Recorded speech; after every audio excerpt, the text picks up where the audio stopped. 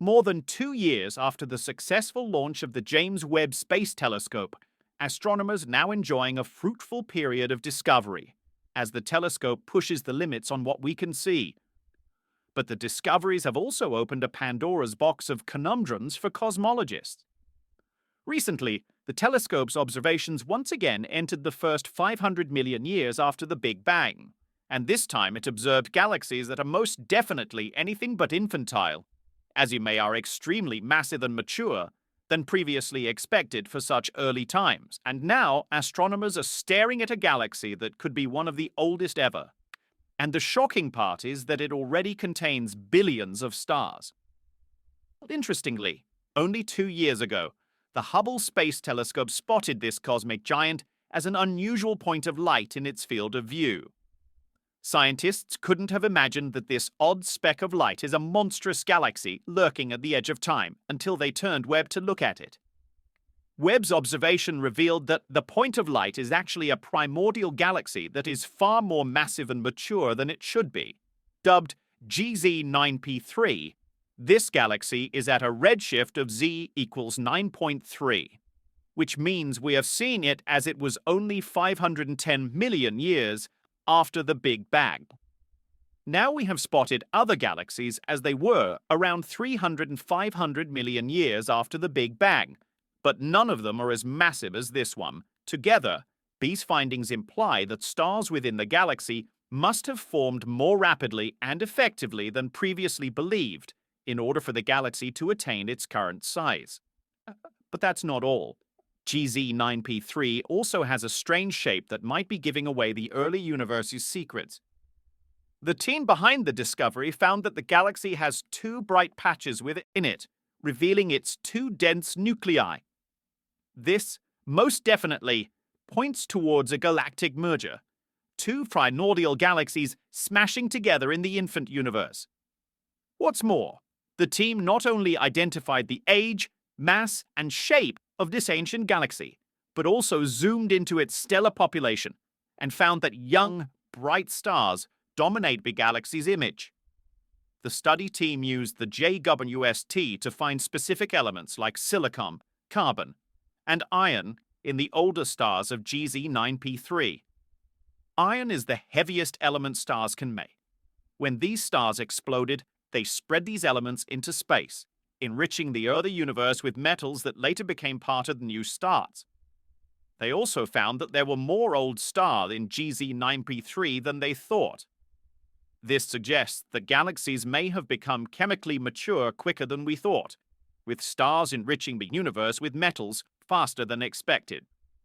The unexpectedly mature older population of stars in GZ9p3 challenges our current understanding, suggesting that stars formed much earlier than previously thought to have aged sufficiently by this cosmic time. These findings imply that a new model may be required to explain the rapid growth of galaxies to such a chemically mature state, in addition to their surprising size. They also imply that galactic mergers may have dominated the universe immediately after the Big Bang. Our current cosmological framework may not be incorrect, but our perception of the rapidity of galaxy formation likely needs adjustment, given that these galaxies are more massive than previously deemed feasible. Even though we have built our cosmological model based on observations and theories and mathematics supporting those theories, there are a few clues that the universe isn't completely adding up. You may have heard about the crisis in cosmology. Well, basically the crisis originated when different methods of measuring the age of the universe started giving different results, and still do, and cosmologists have no idea why.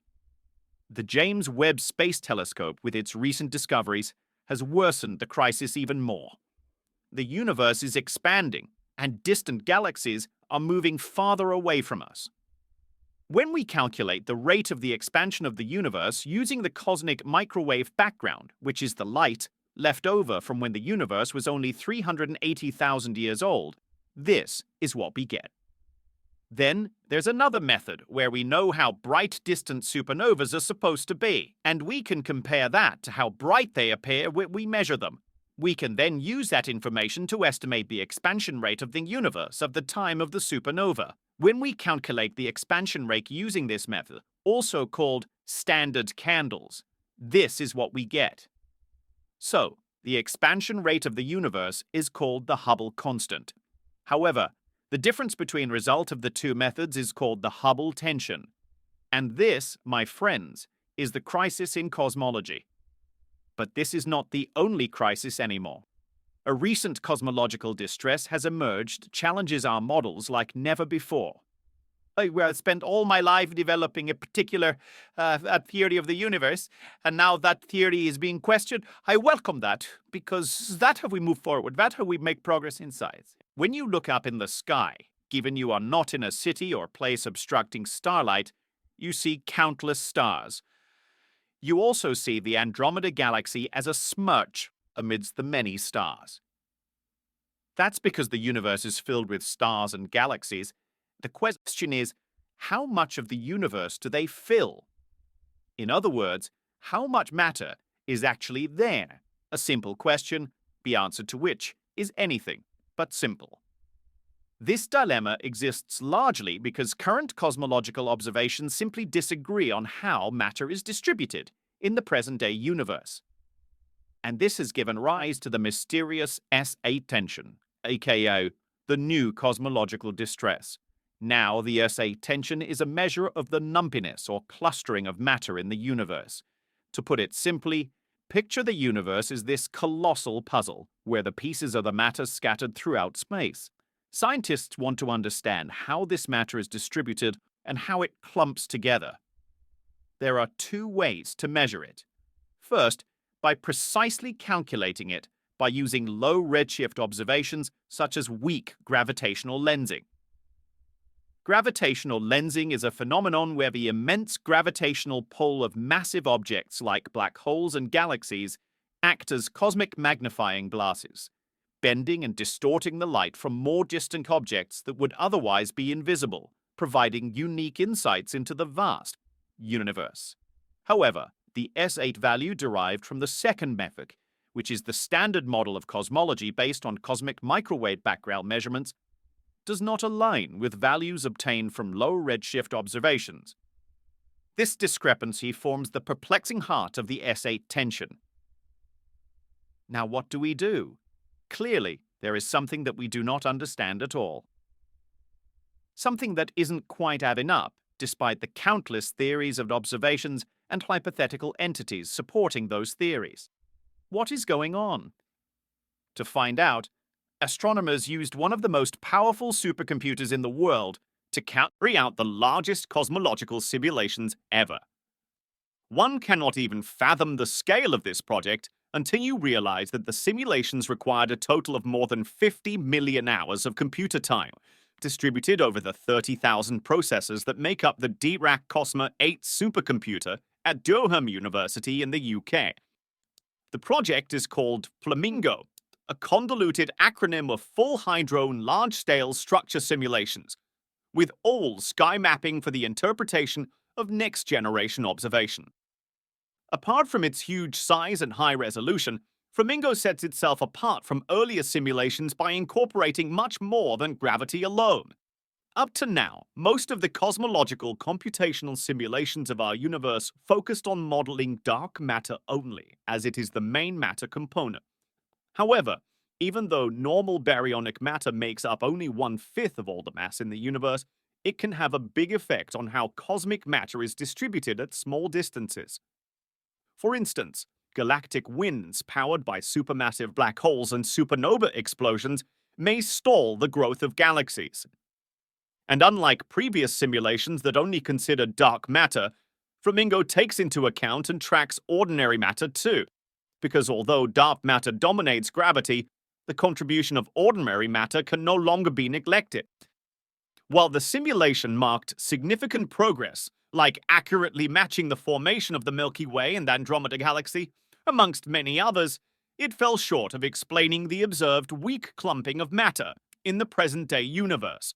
In other words, it failed to resolve the very thing it was created to help solve, the S8 tension. Or, might I say that the Flamingo simulations may be indicating that something is terribly wrong with our cherished standard model of cosmology? The simulation also contradicts the observations of the James Webb Space Telescope and other observatories about the distribution of matter in the universe. The current theory beautifully explains how galaxies evolve, but there's a problem. It predicts that they're 7% more closely clustered together than we actually are. The new computer simulation is much more detailed, and it takes into account the role of supermassive black holes, but that's not right either. It's still 5% more clumpy. Recent observations from Webb has proved that the Hubble tension actually exists. That's right, the James Webb Space Telescope has cross-verified the findings of its predecessor, the Hubble Space Telescope. The pioneering observatory discovered that Hubble's calculations of the universe's expansion rate are exceptional, intensifying the so-called Hubble tension. In essence, measurements of the universe's expansion rate, defined by the Hubble constant, simply do not align. Nobody knows what is causing it, but some hypotheses call for new physics to explain the apparent contradiction. With measurement errors ruled out, what remains is the intriguing and exhilarating possibility that we have misconceived the nature of the universe. New theories are already making its way into the limelight, with some calling for the removal of dark matter. What do you guys think? Dropping your comments to let me know. And don't forget to subscribe to Territory, because this is your space.